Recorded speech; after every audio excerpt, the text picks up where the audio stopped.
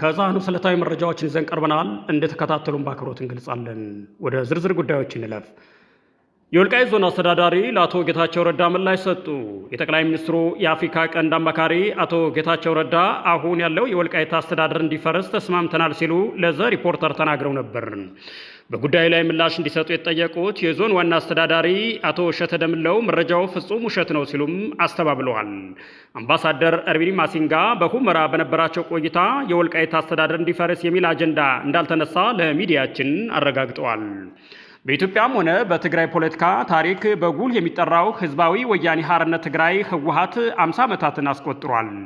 ህወሓት በትግራይም ሆነ በኢትዮጵያ አውራ ፓርቲ ሆኖ ከዘለቀ በኋላ የጠቅላይ ሚኒስትር አብይ ወደ ስልጣን መምጣት ተከትሎ ትግራይ ላይ ብቻ ተወስኖ ቀርቶ ነበር። ላለፉት 50 ዓመታት በኢትዮጵያ ፖለቲካ ምህዳር ውስጥ ዋነኛ ተሳታፊ የነበረው ህወሓት ግንቦት 5 2017 ዓ.ም ጀምሮ ከፓርቲነት መሰረዙን የኢትዮጵያ ብሔራዊ ምርጫ ቦርድ አስታውቋል። እዚህ ጎን ለጎን በህወሓት በፌዴራል መንግስትና በተቀናቃይ የትግራይ ፖለቲካ ልሂቃን መካከል በአስተዳደር በጸጥታና በፕሪቶሪያ የሰላም ስምምነት አተግባበር ላይ አለመግባባቱም ቀጥሏል።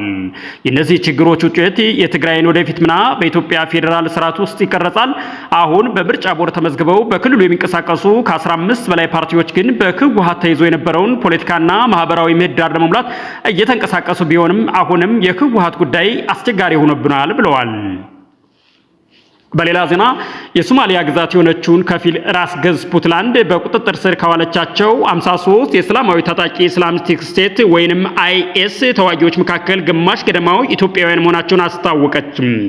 የፑንትላንድ የጸረ ሽብር ዘመቻ በማህበራዊ ሚዲያ እንደገለጸ ኢትዮጵያውያን እንደሆኑ የገለጸቻቸው 26 የአይኤስ ተዋጊዎች ፎቶና ስም ዝርዝር ይፋ አድርጋለች። የአይኤስ ተዋጊዎች እንደሆኑ የተገለጹ ግለሰቦች የተያዙት አልሚስካት በተባለ ተራራማ አካባቢ የተደረገ ውጊያ ነው ብለዋል። የፑንትላንድ የጸጥታ ኃይሎች ቅዳሜ ጥር 9 2018 ዓ.ም እንደገለጹት የፑንትላንድ ኃይሎችና የአይኤስ ለአንድ ዓመት ገደማ በአልሚስካት ውጊያ ሲያደርጉ የቆዩ ሲሆንም አይኤስ በዚህ አካባቢ ግዙፍ ምሽጎች ነበሩት ብላለች። የፑንትላንድ ኃይሎች በግዛቷ ቢንቀሳቀሱ አይኤስ ላይ የከፈቱት ሰላማዊ ወታደር እንቅስቃሴ ካልሆነ የሆነውን ይህን ዘመቻ ያከናወኑት በተባበሩት አረብ ኤሚሬቶችና አሜሪካ እገዛ እንደሆነም አስታውቋል። የጸረ ሽብር ዘመቻው ጀግኖች የፑንትላንድ ኃይሎች በተባበሩት አረብ ኤሚሬቶችና አሜሪካ እገዛ አልሚስካት ውስጥ አይኤስን አሸንፈዋል ብለዋል። ዘመቻው የመጨረሻ ደረጃ ላይ ነው ሲሉ በኤክስ ገጻቸው እንደገለጹም አስታውቋል። ከዚህ ልጥፍ ጋር የአይኤስ ተዋጊዎች ናቸው የተባሉት 53 ሰዎች ስማቸውና ዜግነታቸው ተጠቅሶ ተለጥፏል። የዚህም የውጭ ሀገር ተዋጊዎች ኢትዮጵያ፣ ሳውዲ አረቢያ፣ ቱርክ፣ ሞሮኮ፣ ሶሪያና ታንዛኒያ ዜግነት እንዳላቸውም ተጠቅሷል። የፑንትላንድ ጸረ ሽብር ዘመቻ መረጃ እንደሚያሳየው ግማሽ ገደማ ወይንም 26 ያህሉ ሰዎች ዜግነታቸው ኢትዮጵያዊ ነው ሲሉም ተናግረዋል። በሁለተኛ ደረጃ የተቀመጡት የየመንና የሞሮኮ ዜግነት ያላቸው ናቸው። የሁለቱም ሀገራት ዜግነት ያላቸው 9 ሰዎች እንደተያዙም ገልጸዋል። 5 ታንዛኒያውያን፣ 2 ቱርካውያን እንዲሁም 2 ሳውዲ አረቢያ፣ ሶሪያ ዜግነት ያላቸው ሰዎች እንደተያዙም ፑንትላንድ አስታውቃለች። አድማጭ ተመልካቾቻችን ኮሜንት፣ ላይክ እና ሰብስክራይብ ማድረጋችሁ እንዳትረሱ እያልን ወደሚቀጥለው ዝርዝር ጉዳይ እናልፋለን። አብራችሁን ቆዩ። የተባበሩት መንግስታት ዋና ጸሐፊ አንቶኒዮ ጉቴሬስ አሜሪካ ያለምንም ተጠያቂነት እየተንቀሳቀሰች ነው ሲሉም ተናገሩ።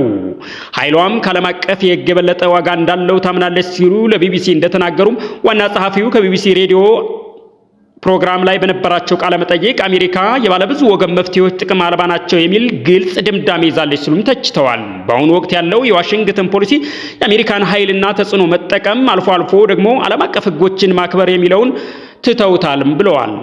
ጉቴሬስ ይህን አስተያየት የሰጡት አሜሪካ ቬንዙዌላ ውስጥ ባካሄደችው ዘመቻ የቀድሞውን ፕሬዝዳንት ኒኮላስ ማዱሮን ከያዘች ከሳምንታት በኋላ እንዲሁም ዶናልድ ትራምፕ ግሪንላንድን ለመጠቅለል ደጋግመው እየዛቱ ባለበት ወቅት ነው ተብሏል። እንደየሀገር አባላት እኩል ያለው የተባበሩት መንግስታት መስረታ መርሆች በአሁኑ ሰዓት በአደጋ ላይ ናቸው ብለው እንደሚያምኑም ጉቴሬስ ገልጸዋል። ከዚህ ቀደም ትራምፕ በተባበሩት መንግስታት ላይ ጠንካራ ትችት ሲያሰሙ መቆየታቸውም የሚታወስ ነው። አድማጭ ተመልካቾቻችን ስለተከታተላችሁ እናመሰግናለን። ኮሜንት፣ ላይክ እና ሰብስክራይብ ማድረጋችሁ እንዳትረሱ እያልን በእኛ በኩል ጤና ይስጥልን።